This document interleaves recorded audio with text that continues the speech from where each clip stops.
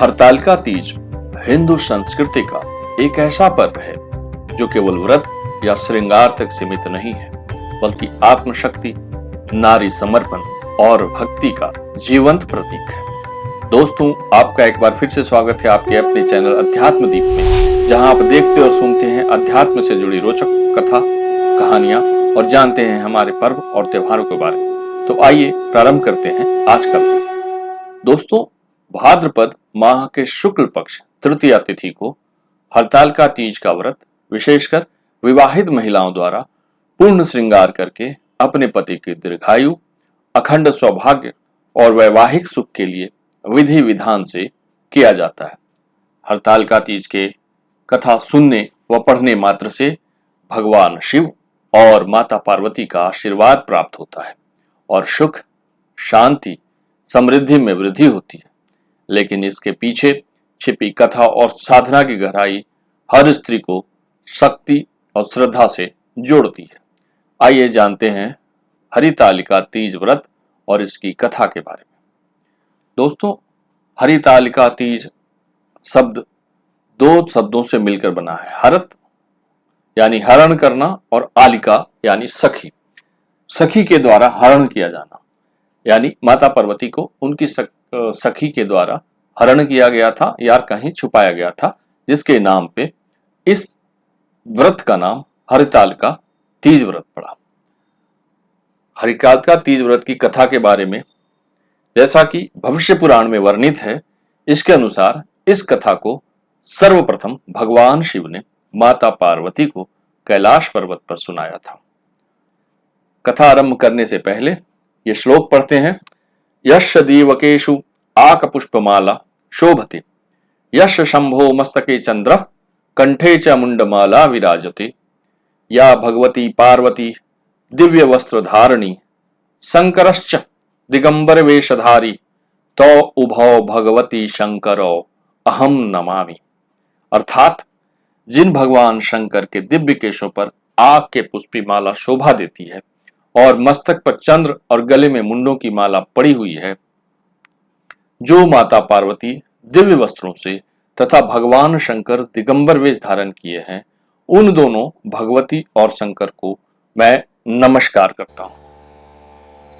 माता पार्वती जी ने महादेव जी से पूछा, हे महादेव, हमसे आप वह गुप्त से गुप्त बात बताइए जो सभी के लिए सरल और महान फल देने वाली है। हे नाथ, यदि आप मुझसे प्रसन्न हैं तो आप मुझे दर्शन दें। हे जगन्नाथ, आप आदि, मध्य और अंत रहित हैं। आपकी माया अपरंपार है। आपको मैंने किस भांति प्राप्त किया है? कौन से व्रत, तप या दान के पुण्य फल से आप मुझको वर रूप में प्राप्त हुए हैं? इस कथा को विस्तार पूर्वक बताएं।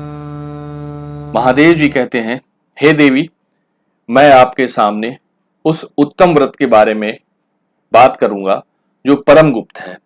जैसे तारागणों में चंद्रमा और ग्रहों में सूर्य, वर्णों में ब्राह्मण, देवताओं में गंगा, पुराणों में महाभारत, वेदों में साम और इंद्रियों में मन श्रेष्ठ है, वैसे ही पुराण और वेद सब में इसका वर्णन आया है, जिसके प्रभाव से तुमको मेरा अर्घ आसन प्राप्त हुआ है। हे प्रिय, उसी का मैं तुमसे वर्णन करता हूं। सुनो, भाद्रपद यानी भादों मास के शुक्ल पक्ष की तृतीया के दिन इस व्रत का अनुष्ठान मात्र करने से सभी पाप का नाश हो जाता है। तुमने पहले हिमालय पर्वत पर इसी महान व्रत को किया था जो मैं तुम्हें सुनाता हूं। पार्वती जी बोली, हे प्रभु, इस व्रत को मैंने किस लिए किया था, यह मुझे सुनने की इच्छा है, सो कृपया कर बताएं। शंकर जी बोले, आर्यावर्त में हिमालय नामक एक महान पर्वत है, जहाँ की भूमि अनेक प्रकार के वृक्षों से सुशोभित है, जो सदैव बर्फ के ढके हुए तथा गंगा की कलकल ध्वनि से शब्दमान रहता है, और जिस पर अनेक पशु और पक्षीगण निवास करते हैं, जहाँ देवता, गंधर्व आदि जन रहते हैं। हे पार्वती जी, तुमने बाल्यकाल में उसी स्थान पर परम तप किया था और 12 वर्ष तक तप किया था। माघ के महीने में जल में रहकर तथा बैसाख में महीने में अग्नि में प्रवेश करके तप किया। सावन के महीने में बाहर खुले में निवास कर अन्न जल त्याग कर तप करती रही। तुम्हारे उष्ट कष्ट को देखकर तुम्हारे पिता को बड़ी चिंता हुई। चिंता में वह सोचने लगे कि मैं इस कन्या का विवाह किससे करूं। एक दिन दैव योग से नारद जी वहां आए।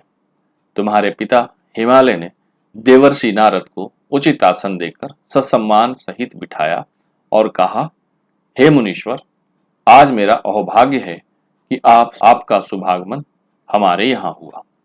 आपने यहाँ आने तक का कष्ट कैसे किया, आपकी क्या आज्ञा है।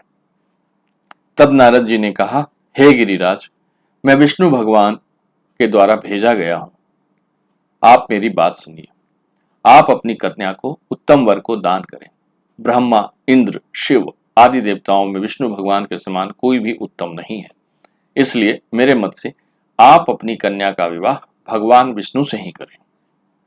हिमालय बोले, यदि भगवान विष्णु स्वयं ही मेरी कन्या को ग्रहण करना चाहते हैं और इस कार्य के लिए ही आपका आगमन हुआ है, तो वह मेरे लिए गौरव की बात है। मैं अपनी पुत्री का विवाह अवश्य उन्हीं से करूंगा। हिमालय का यह आश्वासन सुनते ही देवर्षि नारद जी आकाश में अंतर्ध्यान हो गए और शंख, चक्र, गदा, पद्म और पीतांबरधारी भगवान विष्णु के पास पहुंचे। नारद जी ने हाथ जोड़कर भगवान विष्णु से कहा, प्रभु, आपका विवाह कार्य निश्चित हो गया है। तत्पश्चात हिमालय ने पार्वती जी से प्रसन्नता पूर्वक कहा कि हे पुत्री, मैंने तुम्हारा विवाह गरुड़ ध्वज भगवान विष्णु से तय किया है। पिता के इन वाक्यों को सुनते ही पार्वती जी अपनी सहेली के घर गई और पृथ्वी पर गिरकर अत्यंत दुखित होकर विलाप करने लगी।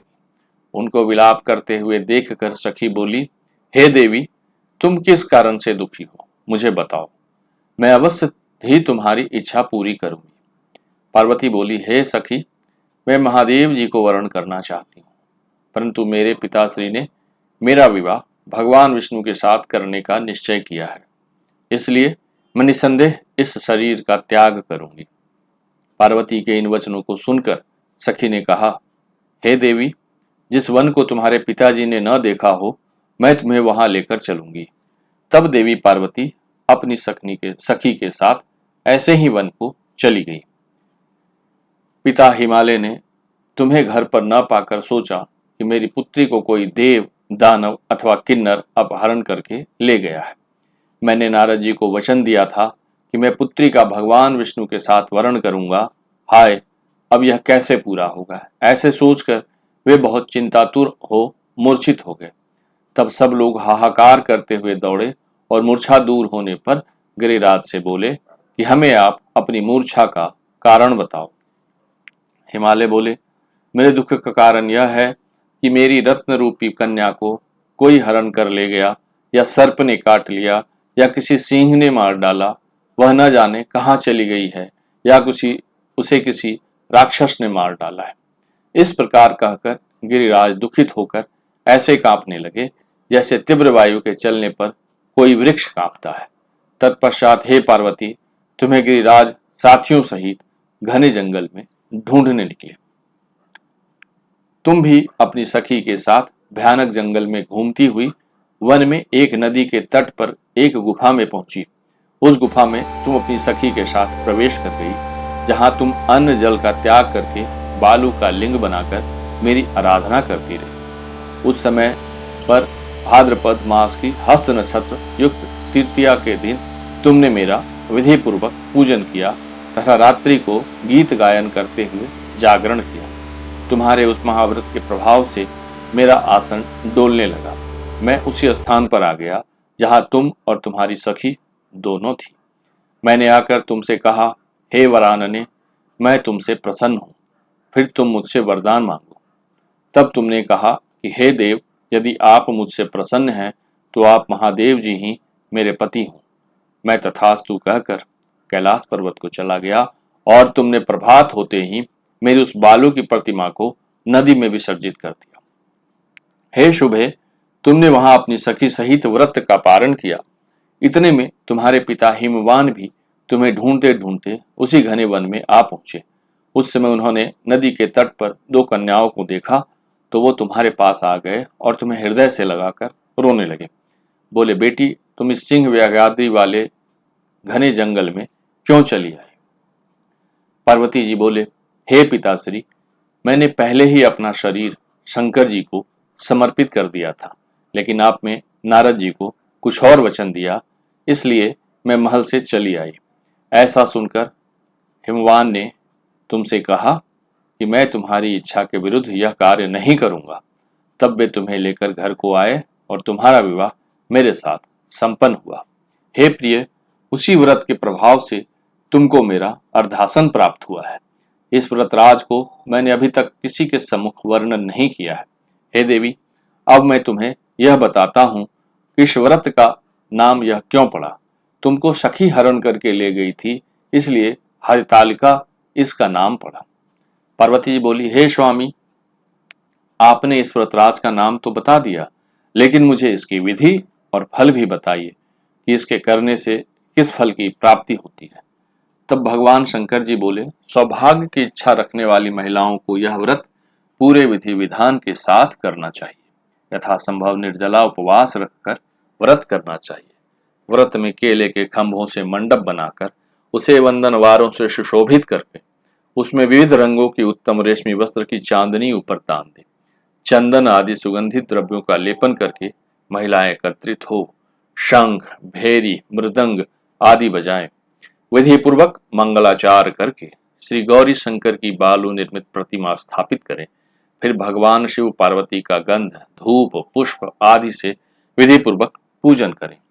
अनेकों नैवेद्यों का भोग लगाएं और रात्रि को जागरण करें। नारियल, सुपारी, जमवारी, नींबू, लौंग, अनार, नारंगी आदि ऋतु फलों तथा फूलों को एकत्रित करके धूप, दीप आदि से पूजन करके कहें, हे कल्याण स्वरूप शिव, हे मंगल स्वरूप शिव, हे मंगल रूप महेश्वरी, हे शिवे, सब कामनाओं को देने वाली कल्याण रूप तुम्हें नमस्कार है। कल्याण स्वरूप माता पार्वती, हम तुम्हें नमस्कार करते हैं। भगवान शंकर जी को सदैव नमस्कार है। हे ब्रह्मा रूपीण जगत का पालन करने वाली मां, आपको नमस्कार है। हे सिंहवाहिनी, मैं सांसारिक भय से व्याकुल हूं, तुम मेरी रक्षा करो। हे महेश्वरी, मैंने इसी अभिलाषा से आपका पूजन किया है। हे पार्वती माता, आप मेरे ऊपर प्रसन्न होकर मुझे सुख और सौभाग्य प्रदान कीजिए। इस प्रकार के शब्दों द्वारा उमा सहित शंकर जी का पूजन करें। विधिपूर्वक कथा सुनकर यथोचित ब्राह्मणों को दान करें। इस प्रकार से व्रत करने वाले के सब पाप नष्ट हो जाते हैं। व्रत के दूसरे दिन पारण करके स्त्रियां सुबह जल ग्रहण करती हैं। हे पार्वती, मैंने तुमसे तुम्हारे सम्मुख इस उत्तम व्रत का वर्णन किया है, जिसके श्रवण मात्र से मनुष्य के समस्त पापों का नाश हो जाता है। इति हरितालिका व्रत कथा समाप्त। कथा के बाद भगवान शंकर और मां पार्वती की आरती की जाती है। तो दोस्तों, आज का ये वीडियो यहीं समाप्त हुआ। वीडियो को पूरा देखने के लिए धन्यवाद। आपको ये वीडियो कैसा लगा और आप इसी तरह के अन्य वीडियो देखना चाहते हैं तो हमारे कमेंट्स बॉक्स में जरूर बताएं। वीडियो को लाइक और चैनल को सब्सक्राइब कर हमारा उत्साहवर्धन अवश्य करें। फिर मिलते हैं आपसे नए वीडियो में। धन्यवाद।